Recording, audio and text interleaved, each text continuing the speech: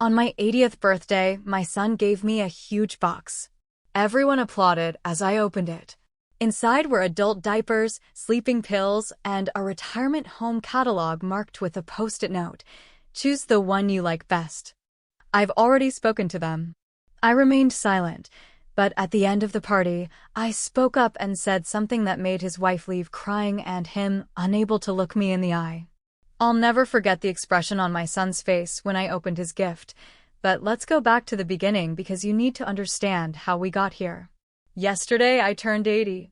I never thought I'd reach this age with my mind as clear as when I was 60, but here I am. Since my wife Marta passed away 3 years ago, my son Roberto hasn't stopped suggesting I should consider other living options. I've always ignored him. My house is my house. I paid for it with 40 years of work at the factory, and here I intend to stay. Roberto showed up at 4 o'clock sharp with his wife Diana. They barely crossed the threshold and were already rearranging my living room for their party. Dad, go change that shirt. I brought you a new one, he told me as if I were a child who doesn't know how to dress. This shirt was a gift from your mother. I'm keeping it. I saw him exchange that look with Diana, that he's getting worse look that they think I don't notice. Do they know what it feels like to be treated by your own children like an old piece of furniture that no longer matches the decor? The guests began to arrive. My sister Teresa, the only one who actually asks me what I want, some neighbors, and my grandchildren Miguel and Lucia. Ernesto, my retired doctor friend, also came. He always defends me when Roberto starts with his concerns about my health. While we ate, I couldn't help but notice how everyone was talking about me but not to me. He's holding up very well for his age, a neighbor commented, as if I were an old car that surprisingly still starts. Yes, but he's had some lapses lately, Roberto replied, pouring me water as if my hands didn't work. Lapses? I forgot to buy milk once, and now it turns out I have dementia. I was about to say something when Diana announced it was time for cake and presents. The gifts were normal, a scarf, a book, drawings from my grandchildren. Then Roberto and Diana appeared carrying a huge box with a ridiculous silver bow. Everyone started applauding as I opened it. My hands trembled slightly from arthritis, but I could obviously open a damn present. When I finally removed the lid, I froze. Inside was a package of adult diapers, the expensive ones, mind you, a large bottle of sleeping pills, and a glossy retirement home catalog. A yellow post-it note marked a page. Choose the one you like best. I've already spoken to them. The silence that fell over the room was so heavy you could almost cut it with a knife. I looked up at Roberto, who was smiling as if he had just given me a new car. We think it's time for you to be cared for by professionals, Dad, he said in that condescending tone he'd perfected lately. The Almendros residence has doctors 24 hours a day. People like me? I managed to ask, feeling my blood pressure rise dangerously. Active seniors, father-in-law, Diana interjected with her plastic smile. And the best part is, we could visit you every weekend. I looked around. The guests avoided my gaze, except for Ernesto, who shook his head, and my grandchildren, who looked as surprised as I was. I remained silent, pretending to examine the catalog while my mind processed what had just happened. My own son had organized a party to publicly announce that he wanted to get rid of me. I smiled and murmured a thank you, but something inside me had changed forever. The party continued as if nothing had happened, but I was on autopilot, nodding and smiling while my brain worked at full speed. Because if these 80 years of life have taught me anything, it's that there's always time for one last move, and mine was just beginning. When the door closed behind the last guest, the silence of my house fell on me like an avalanche. I sat in my favorite armchair, the one Marta and I bought 30 years ago, and dropped the mask of serenity I had maintained throughout the party. My hands were shaking, but this time it wasn't arthritis, it was pure rage. Diapers. Diapers. Is that how my son sees me now? I remember perfectly the day Roberto was born. I was 27 years old and had no idea how to be a father, but I swore I would give him everything within my reach. And I did. I worked double shifts at the factory to pay for his college. I sold the car I loved so much to cover the down payment on his first apartment. When his business went bankrupt 15 years ago, I mortgaged my house to lend him money to start over. And now this. I got up and went to the kitchen for a glass of water. On the counter was the retirement home catalog. I opened it to the marked page, Los Almendros. Single rooms with adapted bathrooms and emergency buttons. The photographs showed a place that looked more like a hotel than a home. Nice, yes, but it wasn't my place. It wasn't where I wanted to spend my last years. That's when I noticed something peculiar in the bottom corner of the marked page. There was a circle with a handwritten number, $5,000. A deposit, perhaps? Had Roberto already paid a deposit? I felt a chill. This wasn't a suggestion. It was a plan in motion. I went to the drawer where I keep all the important papers. I checked my recent bank statements. Nothing unusual. Then I opened my legal documents folder and stopped dead. My medical power of attorney was on top, but I didn't remember putting it there. I opened it and saw it was the copy, not the original. Where was the original? A terrible thought crossed my mind. 2 months ago, Roberto asked me for some documents to update the family insurance. Could it be? I called my grandson Miguel. We've always been close, and at 23, he was mature enough to handle the truth. Grandpa, is everything okay after the party? His voice sounded worried. Miguel, I need to ask you a question, and I want you to be completely honest. Has your father mentioned anything about my house lately? The silence on the other end of the line was all the answer I needed. Grandpa, I didn't want to be the one to tell you, but yes. A few weeks ago, I heard Dad talking to a real estate agent. He said the property would soon be available for sale. I felt like I'd been punched in the stomach. Grandpa, are you still there? Yes, son. Thank you for being honest. I hung up and stared out the living room window. This house, every corner held memories. The doorframe where we marked Roberto's height as he grew, the wall Marta insisted on painting yellow because it would bring light into our lives, the backyard where we buried our old dog Toby. And Roberto wanted to sell it, as if these walls didn't contain a whole life. My life. It wasn't my health he was worried about. It was my estate. I didn't sleep that night. Instead, I did something I hadn't done in years, meticulously plan my next move. At 7 a.m., I called Ernesto. Eduardo, it's very early. Is something wrong? My friend's voice sounded sleepy. Ernesto, I need you to confirm something for me. As a doctor, do I have any diagnosis of dementia or anything similar that would justify sending me to a nursing home? Ernesto let out a bitter laugh. Are you kidding? You have a better memory than I do. You beat me 3 chess games in a row last week. Any doctor who examined you would conclude you're perfectly lucid for your age. Could you put that in writing? Of course. But Eduardo, what's really going on? I told him everything. The gift, the real estate agent, my suspicion about the power of attorney. Son of a. Forgive me, but your Roberto has disappointed me. Count on me for whatever you need. My next call was to Jamie Mendez, my lawyer for 30 years, and one of the few friends I have left. A mental competency evaluation, Eduardo? That's ridiculous. I met you when I was younger than you are now, and you're still sharper than most of my clients. Jamie, I need your help modifying my will, and I need it to be quick and discreet. Of course. I can visit you this afternoon. But Eduardo, are you sure about what you're going to do? More certain than ever. The plan was taking shape, but I needed more information. I went out to the backyard with my phone and called my banker, Alberto. Has anyone tried to access my accounts recently? Any inquiries about my mortgage?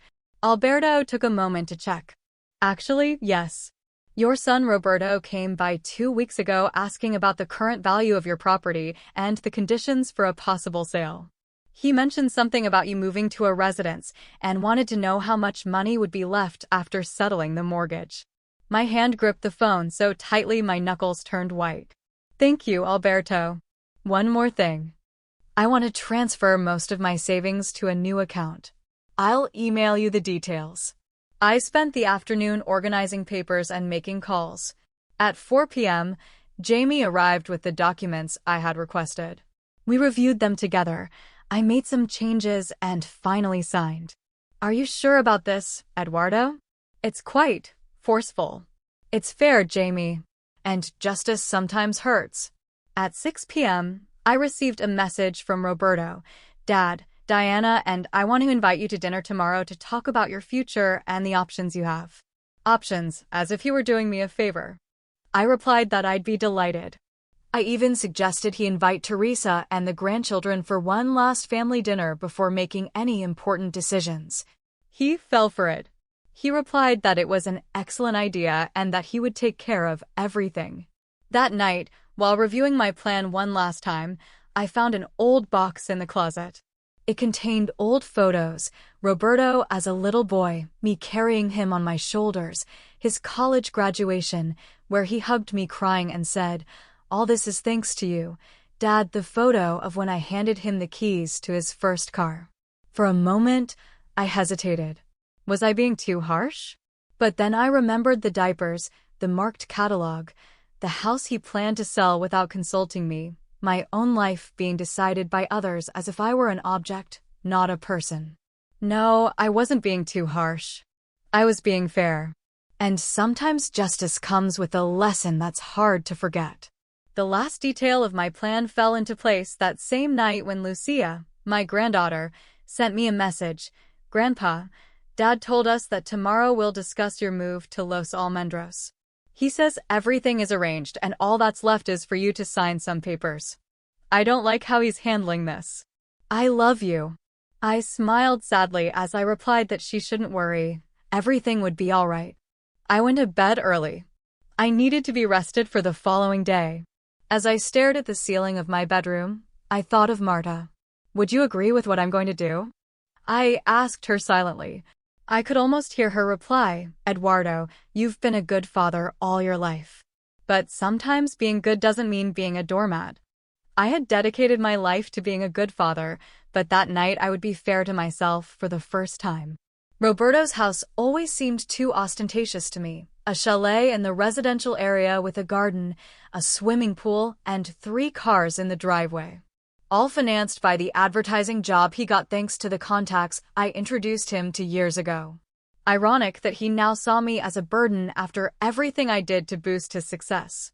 I arrived promptly at 7 p.m. Teresa was already there, along with Miguel and Lucia. Ernesto had also been invited, to my surprise. Probably Roberto wanted medical backing for his plans. He didn't know I'd already spoken to him. Diana greeted me with that practiced smile that never reaches her eyes. "Eduardo, how handsome you look today. We're all waiting for you to have dinner." The table was impeccably decorated, too formal for a simple family dinner. Roberto appeared with a bottle of expensive wine, the kind he saves for special occasions. "Dad, sit here at the head of the table. Today you're our guest of honor." I felt everyone's eyes on me. Teresa looked worried, my grandchildren uncomfortable. Ernesto maintained a neutral expression, but he winked discreetly when no one was looking. Dinner went by with forced conversation. They talked about the weather, politics, anything except the real reason for the meeting.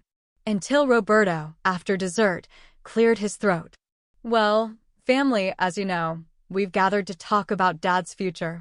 Diana nodded enthusiastically as she pulled out a folder. "We've prepared all the documents. The Los Almendros residence is truly wonderful. They have a fantastic activities program for seniors. And the best part, Dad," Roberto continued, "is that it's only 20 minutes from our house. We can visit you often." "Yes, every weekend," Diana added, though I noticed she avoided looking directly at me. Besides, Roberto lowered his voice as if confiding in me, "We've already spoken to an agent about your house. With what we get from the sale, you'll have enough to live comfortably at Los Almendros for many years. And if there's anything left over, well, it will be for the grandchildren, of course," Diana completed with a smile. I saw Miguel clench his fists under the table. Lucia's eyes were bright, holding back tears. Roberto raised his glass. I propose a toast to this new stage in Dad's life. To many more years of tranquility and professional care. Everyone raised their glasses, some with more enthusiasm than others. That's when I spoke up. I rose slowly, leaning on my cane, the one I rarely use, but which I brought specifically for this evening, for the image. I also want to say something. Silence fell over the table. Roberto smiled, probably thinking I was going to gratefully accept his generous offer. First, I want to thank those who truly care about me. Teresa, my sister, you've always respected my decisions. My dear grandchildren, who treat me like a person, not a burden. And Ernesto, loyal friend of so many years. I paused and looked directly at Roberto. When I turned 27, I received the greatest gift of my life, your birth, son. From that moment on, every decision I made was with your well-being in mind. I worked double shifts to pay for your college. I sold my favorite car for the down payment on your first apartment. I mortgaged my house when your business went bankrupt. Roberto shifted uncomfortably in his seat. I did all that out of love, expecting nothing in return. But there's a difference between caring and controlling, between worrying and taking advantage. I took the documents I'd prepared with Jamie out of my pocket. I've signed the papers to donate my house to the Nueva Vida Foundation, which provides homes for elderly people without resources. The donation will take effect immediately, not after my death. Roberto's face paled. I've also established a trust fund for my grandchildren. The money from my savings and life insurance will go directly to them when they turn 25, without anyone being able to touch it before. Diana stood up abruptly. But that's ridiculous. Roberto is your son. He has the right to what, Diana? To sell the house I built with my own hands? To decide where I should spend my last years? I turned to Roberto, who remained speechless with astonishment. I don't need adult diapers yet, but you seem to need lessons in being a decent adult. Diana burst into tears and ran out of the room. Roberto sat motionless, unable to look me in the eye. Teresa applauded silently. Miguel was openly smiling. Lucia got up and came to hug me. One more thing, I added. Ernesto has examined me officially and certified that I'm in full possession of my mental faculties. Any attempt to declare me incompetent will be rejected by the courts. I took my cane and headed for the door. Roberto still couldn't look at me. Next week, I'm going on a cruise with the painting group from the community center. I've always wanted to see the Mediterranean, and at 80, it's time to fulfill some of my own dreams. I stopped at the door and turned one last time. When I get back, I hope you've reflected on what it really means to be a family. My door will always be open to you, son, but on my terms, not yours. I stepped out into the cool night with a sense of lightness I hadn't experienced in years. Teresa caught up with me, offering to drive me home. Are you okay, Eduardo? She asked as she drove. Never better. Sometimes the best revenge is simply not being who they expect you to be. That night, I slept soundly for the first time since my birthday. At 80, I had learned that it's never too late to set boundaries. It's never too late to remind the world that age doesn't make you less of a person. And if you're wondering if I regret what I did, let's just say there's a difference between forgiving and forgetting. I forgive my son, but I will never forget the lesson we both learned that night. There are silences that break us inside, but words that rebuild us with dignity. In every wrinkle on our face, there are battles won that no one can erase. Don't allow those who should protect your heart to end up breaking it under the pretext of care, because at the end of the road, what hurts most is not growing old, but discovering that those for whom you would give everything don't see you as a complete human being, but as a problem to be solved. True love respects, it doesn't control. It embraces your autonomy, it doesn't imprison it. And above all, it sees the wisdom in your years, not the fragility.